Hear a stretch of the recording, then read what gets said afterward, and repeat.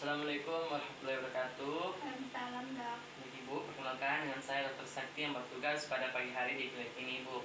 Kalau boleh tahu Ibu dengan Ibu siapa? Ibu Ratna. Ibu Ratna. Umurnya berapa tahun Ibu? 34 tahun. 34 tahun. Alamatnya di mana Ibu? Jalannya Cibalak. Cibalak ya. Pekerjaan Ibu sekarang apa Ibu? Ibu rumah tangga. Rumah tangga. Baik Ibu ya. Baik Bu, di sini saya akan melakukan berdasarkan dari anamnesis atau tanya jawab yang kita sudah lakukan. Kita akan melakukan pemeriksaan sistem sarafnya Ibu. Kita ingin mengetahui apakah ada gangguan di bagaimana dan apakah tata laksana yang tepat untuk kondisi Ibu dan apakah perlu rujukan atau tidak. Nanti mungkin agak sedikit tidak nyaman, tapi saya akan lakukan secara profesional mungkin. Apakah Ibu bersedia Ibu? Iya, Dok. Baik Ibu silahkan bersiap-siap di meja atau di kasur pemeriksaan. Sementara saya akan melakukan cuci tangan 6 langkah. Dok. Selanjutnya saya akan melakukan cuci tangan 6 langkah.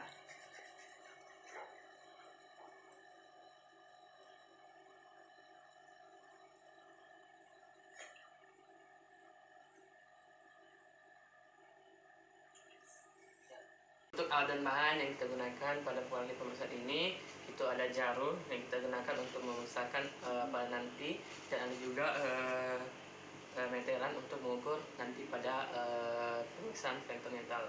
Pertama kita melakukan pemeriksaan kaku kuduk, yang dimana pada pemeriksaan kali ini tidak berada di sebelah kanan pasien dan pasien dalam kondisi berbaring. Yang mana pertama kita lakukan tangan kiri berada di bawah kepala pasien. Tapi Ibu. Kemudian tangan kanan berada di atas dada pasien. Kemudian meminta pasien untuk memfleksikan kiri kanan. Ibu silakan arah kiri kanan dan sekarang ekstensikan Bu. Oke, baik. Kemudian untuk interpretasi pada pemeriksaan kaku kuduk, apabila kaku kuduk negatif itu merupakan normal, dan apabila itu kaku kuduk positif atau abnormal itu terdapat tahanan ketika dagu digeserkan ke kiri ke kanan. Kemudian biasanya meningismus apabila pada saat kepala dirotasikan ke arah kiri, ke arah kanan, dan difleksikan terdapat tahanan. Selanjutnya adalah pemeriksaan Kernig sign, yang dimana pada pemeriksaan ini kita akan melakukan fleksikan pada paha pasien pada persendian panggul hingga membentuk sudut 90 derajat. Kemudian kita ekstensikan tungkai bawah sisi yang sama pada persendian lutut sampai membuat sudut 135 derajat. Baik Ibu, saya akan melakukan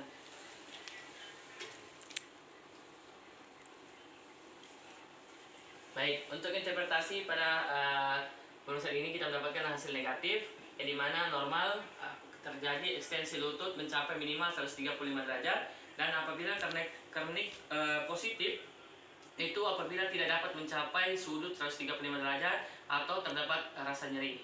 Selanjutnya kita akan melakukan pemeriksaan Brudzinski, yang mana pemeriksaan ini ada banyak. Kita melakukan pemeriksaan Brudzinski yang pertama. Baik, pertama kita melakukan pemeriksaan ini dengan pasien berbaring tanpa menggunakan bantal. Baik Ibu, silakan lepaskan bantal. Kemudian setelah melepaskan bantal, kita letakkan lagi tangan kiri kita berada di bawah kepala pasien dan tangan kanan di atas dada, dan meminta pasien untuk membersihkan. Ya, Ibu coba dagunya sampai kena tangan saya Ibu. Ya, baik. Dari hasil pemeriksaan ini kita mendapatkan hasil negatif, karena bila pada saat fleksi kepala tidak terjadi fleksi pada bagian fleksi involunter kedua kaki, dan apabila tes ini positif itu terjadi fleksi pada involunter kedua tungkai pada sendi lutut. Selanjutnya kita akan melakukan pemeriksaan Brudzinski 2, yang dimana kita akan melakukan fleksi maksimal pada persendian panggul, sedangkan tungkai yang satu berada dalam keadaan ekstensi.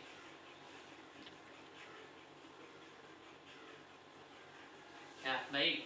Untuk interpretasi kita mendapatkan hasil negatif, yang dimana apabila tidak terjadi apa-apa, dan apabila pada pemeriksaan ini didapatkan positif, itu bila tungkai yang dalam posisi ekstensi terjadi fleksi involunter pada sendi panggul dan lutut. Baik, selanjutnya kita akan melakukan pemeriksaan Brudzinski 3, yang dimana kita akan melakukan penekanan pada kedua os zygomaticus kiri dan kanan dengan menggunakan kedua ibu jari. Baik Ibu, saya akan melakukan penekanan pada bagian sekitar pipinya Ibu ya. Ya, baik. Untuk interpretasi interpretasi pada pemeriksaan ini pada tes Benzi 3 positif itu apabila terjadi fleksi involuntar kedua ekstremitas superior pada sendi siku. Kemudian apabila didapatkan Brudzinski 3 negatif itu normal apabila tidak terjadi apa-apa saat penekanan os zygomatikus. Yang kita akan melakukan pemeriksaan Brudzinski 4 yang dimana pada pemeriksaan ini kita akan melakukan penekanan pada area simfisis os pubis dengan dengan tangan kanan pemeriksa. Tapi Ibu ya, saya akan melakukan penekanan sini Ibu ya. Ya, baik. Untuk interpretasi apabila didapatkan Brudzinski positif itu apabila terjadi fleksi involuntar kedua tungkai pada sendi lutut. Kemudian Brudzinski negatif atau normal apabila tidak terjadi apa-apa pada sendi lutut. Baik, untuk selanjutnya kita akan melakukan pemeriksaan fontanel, di mana pada pemeriksaan fontanel ini kita akan melakukan inspeksi dan melakukan palpasi. Pertama kita melakukan inspeksi pada daerah kepala.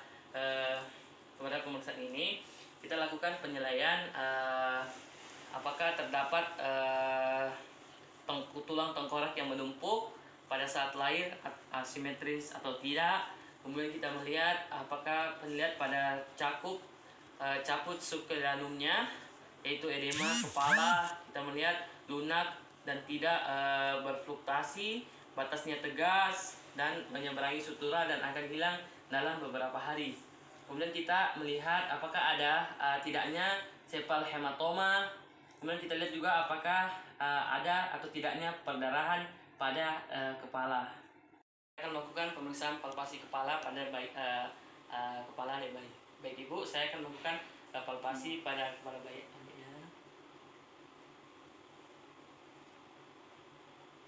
Kemudian setelah itu kita melakukan nilai ukuran lebarnya.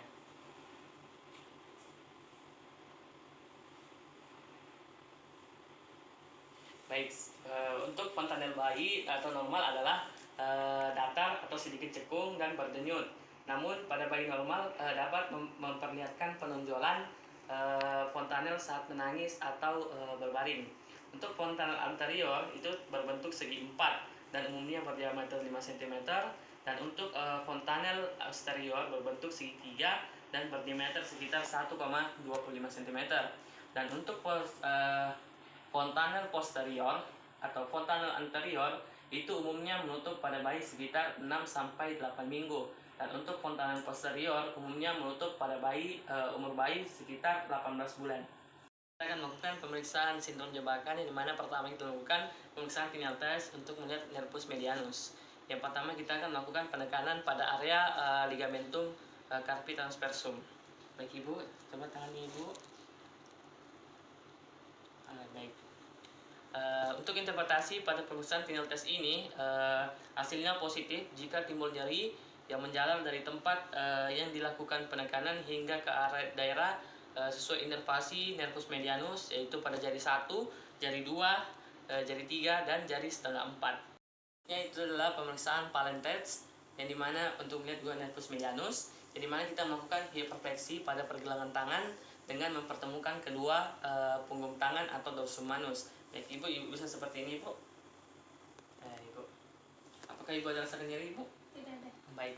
Untuk interpretasi pada pemeriksaan kali ini, apabila jika timbul nyeri yang menjalar sesuai inervasi dari nervus medianus, itu berarti Pallen test ini positif, yaitu terdapat penekanan pada nervus medianus pada carnalis carpi atau carpal tunnel. Melakukan pemeriksaan sensibilitas, di mana pada nervus medianus, yang dimana kita akan meminta klien menutup mata, kemudian melakukan pemeriksaan sensibilitas pada jari 1, 2, 3, dan setengah 4, dan pada bagian volar manus dengan menggunakan jarum. Baik Ibu, silakan tutup matanya Ibu. Lalu kita mencoba jarum pada tangan kita terlebih dahulu. Tapi Ibu ya.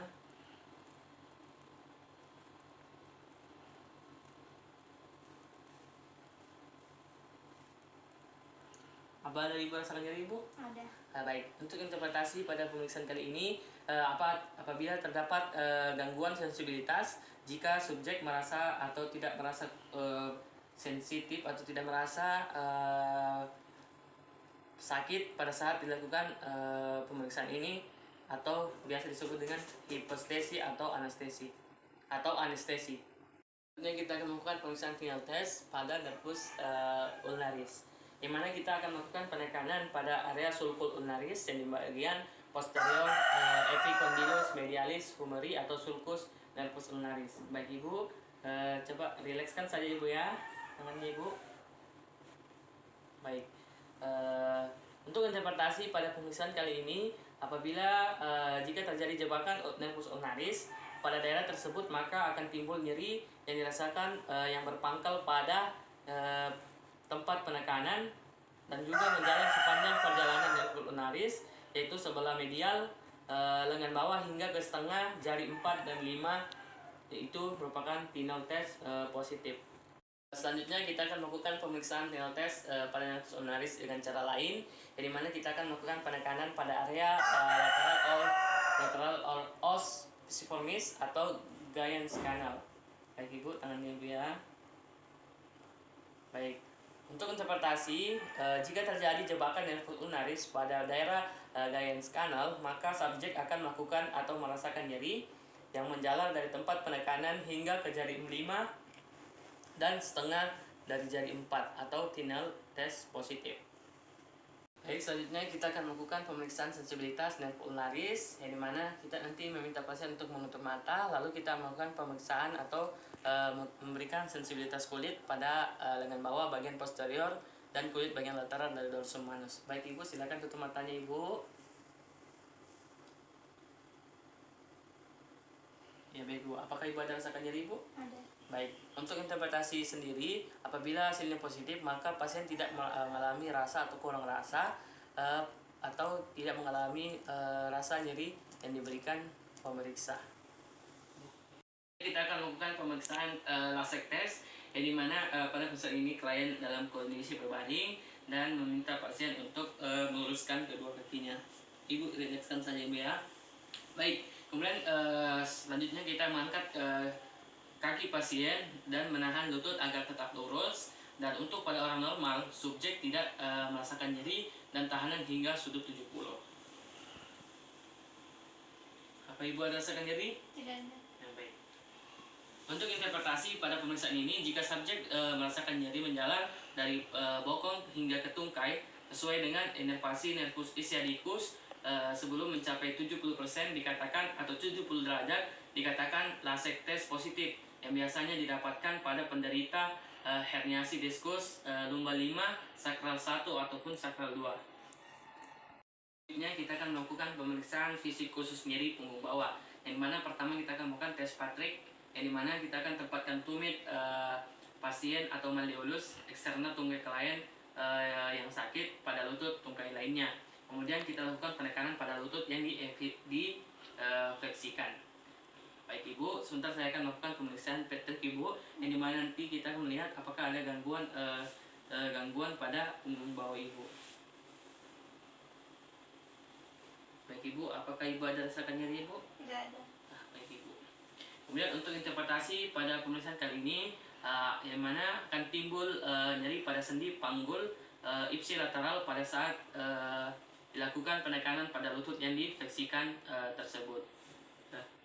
Untuk selanjutnya kita melakukan tes kontra Patrick. Baik Ibu, sebentar kita akan melakukan tes kontra Patrick untuk melihat apakah ada gangguan pada bagian punggung bawah Ibu. Baik, kita melakukan yang pertama, kita melakukan endorotasikan serta abduksikan pada kaki pasien. Ibu, apakah ada Ibu rasakan nyeri Ibu? Tidak ada. Baik.